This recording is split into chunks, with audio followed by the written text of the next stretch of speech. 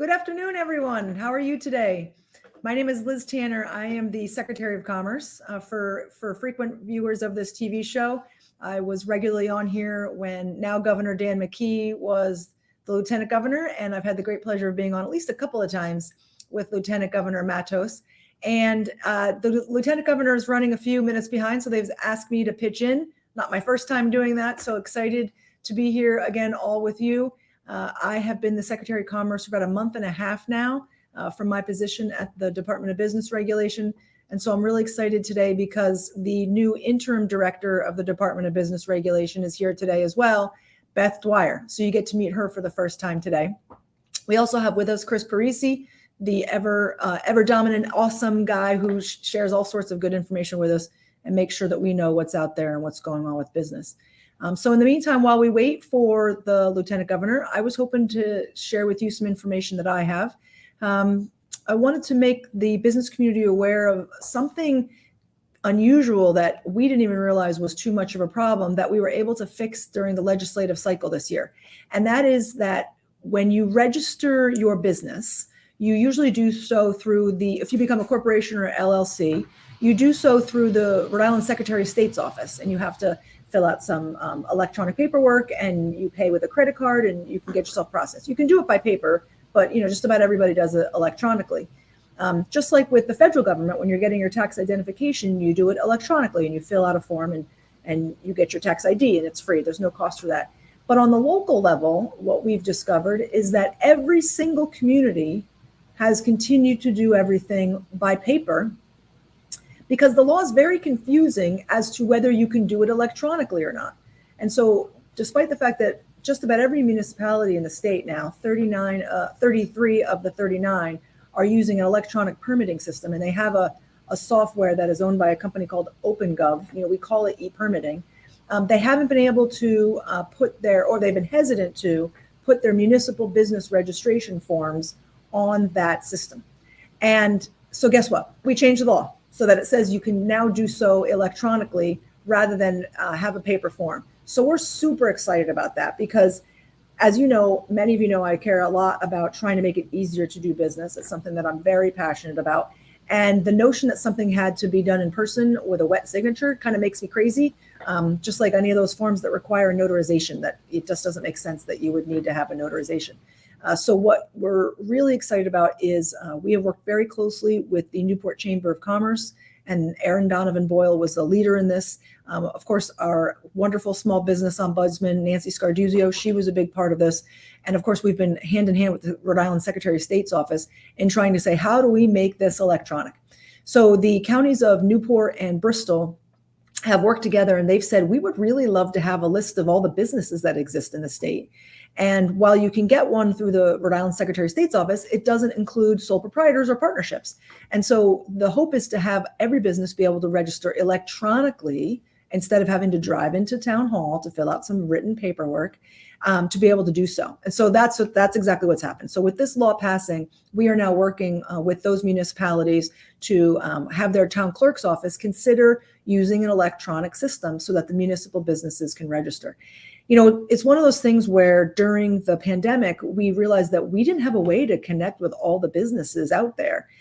There's just not a mechanism to connect with them. And so being able to email your businesses to provide them with information about grant programs, to provide them with emergency information about things during COVID, or even to provide information to them about road construction was huge and really important. So we are really excited to have this legislation be enacted and to work with the municipal clerks to make that change. So for those of you who are going to be inquiring and asking, let us know that we're working on that, and we hope to see that start to happen probably in the next 6 months is my guess for that changeover. But I'm going to take a little pause here because I believe that the Lieutenant Governor has arrived, and we would like to welcome her warmly. Lieutenant Governor. Thank you, Secretary. Thank you so much for starting the conversation. It was so good to hear your update. So I'm just coming back from a press conference. We have finally the R line is going to be completely electric buses. So we're trying to make sure that we switch all of our buses eventually to be electric. It's going to be cleaner energy, and it's going to be safer for our communities to make sure that there's not going to be gas emissions that are going to be making our community sick. So that's where I'm coming from. But I'm so glad to be here with all of you. But I continue. I'm so delighted to hear the update you provided. Well, I think the only other thing I wanted to add today is, August and September are the months where we start to think about, okay, what are we going to put up for legislation next year? What are we going to ask for dollars for programs and resources for small business? And while I've got a long list of things that I'm looking at, I'd really love to hear from the business community to hear what still makes you crazy, what still is a burdensome process for you, or what have you seen in other states that you think is a really good idea that Rhode Island should take a look at. So I would really like to ask the business community to let us know, because we haven't been able to get out and ask those questions anymore and have those one-on-one conversations. And so we don't know what the concerns are. And so I actually was looking through a list from 2017. There must have been 30 items on there. And I got to tell you, I think we cleared up probably 22, 24 of them. I couldn't believe it. I went, check. Yep, did that. That yep. feels good. Awesome. So it's really neat to do that. But the question is, what are the new problems? Yeah. So please feel free to email me directly, work with our folks, reach out to commerceri.com, but you got to let us know. And if you don't know what regulation or law it is, we totally get it. But if you say, hey, I had this burdensome experience, we'll do the research and we'll figure out what it is. So anytime you're hearing anything, if anybody's complaining, I'd really like to know about it. So thank you for the opportunity to express that and to ask for that feedback. So, Secretary, I always call you the problem solver. And that's one of the things that I love about you. You love to take an issue, figure it out. How can we make it better? How can we improve? So all of you that are watching out there, if there's anything that you think the state of Rhode Island should be doing better for our small business community, please make sure to communicate with the Office of the Secretary and let her know. And as she said, this is the crucial timing. We're getting ready, putting together the budget for next year. This is the time when we need to hear from you about what are those things that you would love to see change and improve here in the state of Rhode Island for all of you, our small business community. So thank you again for the opportunity. It's really a pleasure, and thank you so much for joining us. Well, welcome again, everyone, for tuning in. If you have any questions, remember to go to the chat and post your questions in there, and we can get the directors to answer those questions right now live, or we can follow up with you. If you had a question for the Secretary Tanner that you were not able to ask while she was here, make sure that you put that question in the chat, and our team is going to make sure that that information goes to her. Okay. So next, we're going to hear actually from the Department of Business Regulation. As you know, Secretary Tanner used to be in the Office of Business Regulation before, and now she is the Secretary for the Office of Commerce. But we have Beth Dwyer, who's joining us today for the first time in this new role, and she's going to give us an update from the Office of Business Regulation. Welcome, Beth. So good to have you. Thank you, Lieutenant Governor. So yes, great to be here. And as Lieutenant Governor stated, I am taking over for Liz Tanner in this role. I have been with this department, though, for the last 2 decades.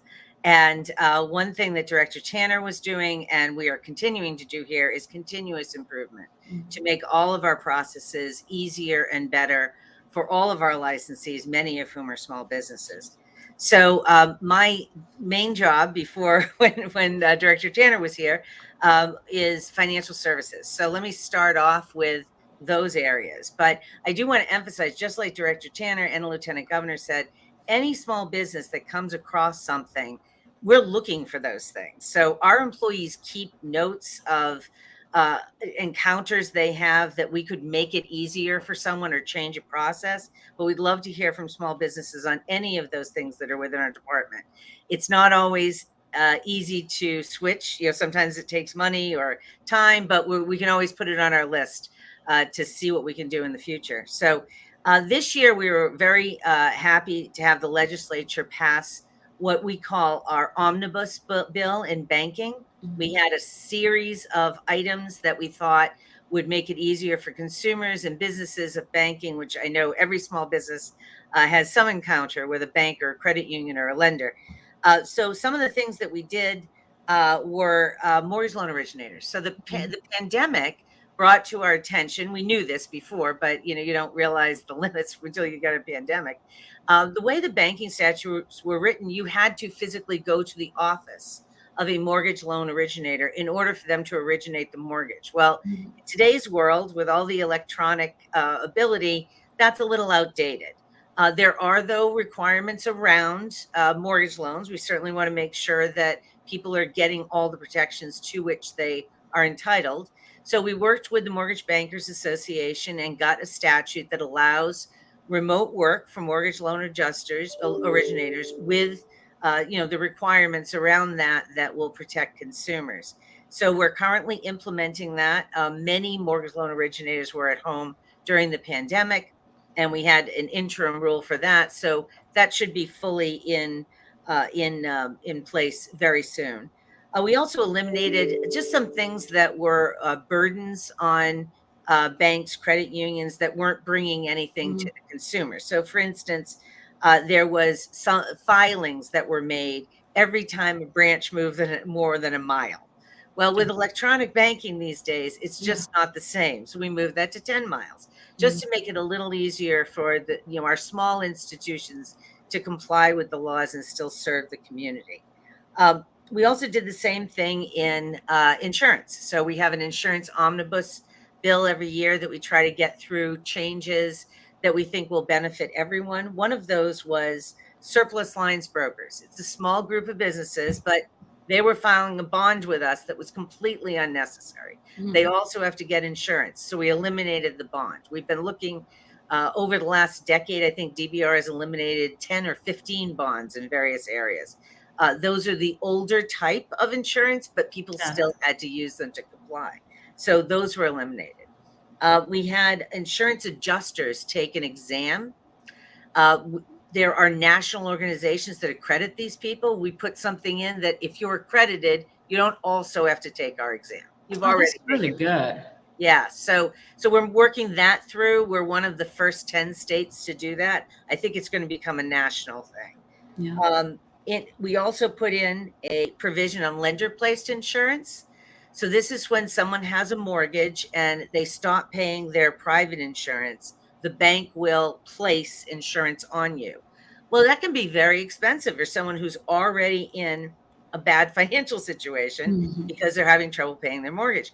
But there were no restrictions around that. There were no statutes governing what a insurer can do and what the bank can do. So we put in some national restrictions around that to protect people in that situation.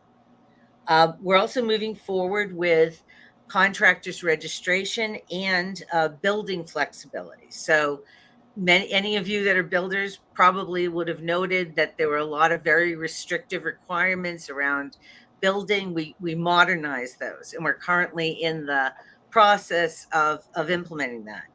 Contractors Registration Board, same thing. We're making it into a more modern, complaint-driven, not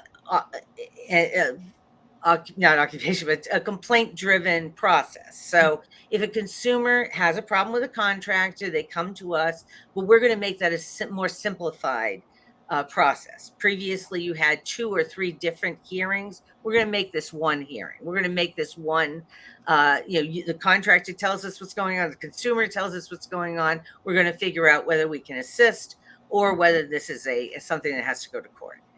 So those are some of the highlights of things that we're doing here. But one question about this last part. Is there an amount, a limit amount? Is the complaint is about $500, $1,000, or regardless? No, if you have a residential contractor issue, we're the people to call. So Contractors Registration Board can help you.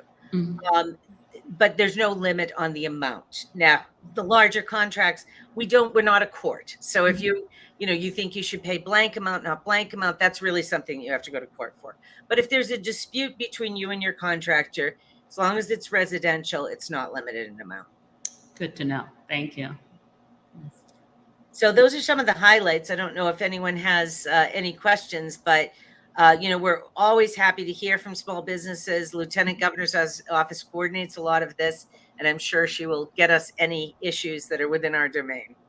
We will. And I just want to say congratulations on your appointment to this new role. So I'm very happy to see you in this role. So, Thank in you. I want to say also one of the questions maybe for the future to Mhm. talk about. I know that DVR has been working on trying to create one single identity Yes. so I don't know if you have any update right now, or we can talk about the next. So Liz Tanner is working with that. So DBR is limited jurisdiction. Now as Commerce Secretary, she has more general jurisdiction. So we are working with her on that. She did have a successful, that was actually on the blockchain. Okay. And she did, which, as most people know, it's not just cryptocurrency, the blockchain, it's a technology. It's a way to make things easier. So we're continuing to work with Liz, who is also doing some of that out of the Office of Commerce now that she is Right. Secretary of Commerce. Right. Thank you so much. Thank you for this important information. And this was great. I'm looking forward to seeing you next time and hear more about what's happening. Again, we just want to remind everyone, this is the time in which we need to hear from you. What are the things that you believe the state of Rhode Island could be doing better to help our small business community, our business community in general? And this is the time in which DPR and the Secretary of Commerce want to hear from you, especially because it's crucial timing when we're putting together the budget for next year. So make sure to let us know what are those issues that you would love to see change here in the state of Rhode Island to make sure that it's easier for you to do business in the state of Rhode Island. So Beth, thank you so much Thank for you very joining much, us. Lieutenant Governor. See you next time. Thank Okay, you. bye. Great. So next we have Chris Parisi. Finally, Chris is going to be the closer for us today, right? Chris the closer. How's it going? Tell me, what do you hear? What's happening? It's going well. And just first off, that's exciting to hear about the press conference that you just came after, making our public transportation system a little bit more cleaner and, Right. with our eye on the future. So that's great. Great That stuff is coming great. from there and great stuff coming from Liz and Beth. I'm really excited about what Liz spoke about, talking about that new legislation that makes it easier for businesses to do business in our state, working with the municipalities. That was actually one of our top issues, is how you have to do something with the Secretary of State, and then you have to go to the municipality, and then you have to have a copy, then you got to go drive there. And it was just, why are we making something that should be more simple this difficult? So, Yes. Another way that, Rhode Island is making it a more small business friendly state, which is our mission at the Rhode Island Small Business Coalition. That's our goal. Yeah. Exactly. And one thing that a core competency of our organization is getting all of our members to speak up and understanding what is going on. What are you dealing with? And recently we had a roundtable discussion with a lot of members and small business owners throughout various industries. And it was a really fruitful conversation. And we talked about issues that are very macro, that are affecting all of us, that we kind of don't have too much power over, such as, inflation and rising costs and labor issues and supply chain.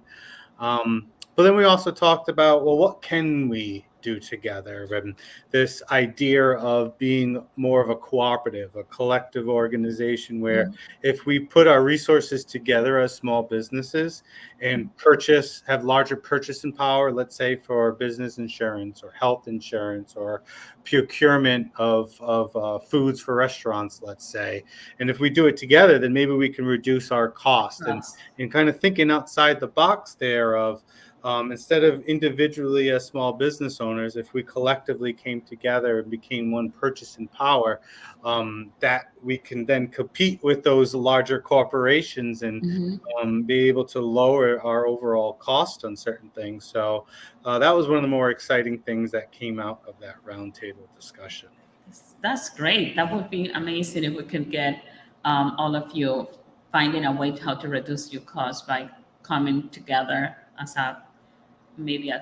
to some type of collaboration or a coalition to make sure that you can purchase items in bulk that is going to reduce the expenses that you have, because that's kind of the frustration that we have right now. We're trying to help the small business. When I go out in the community, I'm hearing the same thing. People are feeling the pressure of the rising costs in trying to figure out how I can continue to have my business functioning, make sure that I still am able to make a small profit at least to keep on going in right now with the cost of everything going up. So I'm so glad to hear that this conversation was taking place and know that my office is going to be here to support you in any way we can. Well, that's one of the things that we love about you and your office, Lieutenant Governor, is that you're in the weeds. You're meeting small businesses. You're traveling across throughout the whole state, and you're listening, right? And just having that and having you in your office there to listen to us has been helpful, and will continue to be as we're able to organize further and provide you and Liz and others with that information of how we can make Rhode Island a more small business friendly state. Thank you for what you do, and thank you for what the coalition has been doing to keep us informed about what are the challenges that you're facing right now. So I have to ask you the question now, going a little bit more personal. How's the baby? Are you sleeping? Short answer, no. He's in a sleep regression, so that means around at the 4-month mark, he's been going back to waking up every 2 to 3 hours. Okay. So it's definitely a grind. My wife works full time as well, but we're a great team and we do our best together. And he's the cutest, most precious little guy, so we'll do anything we have to make him happy.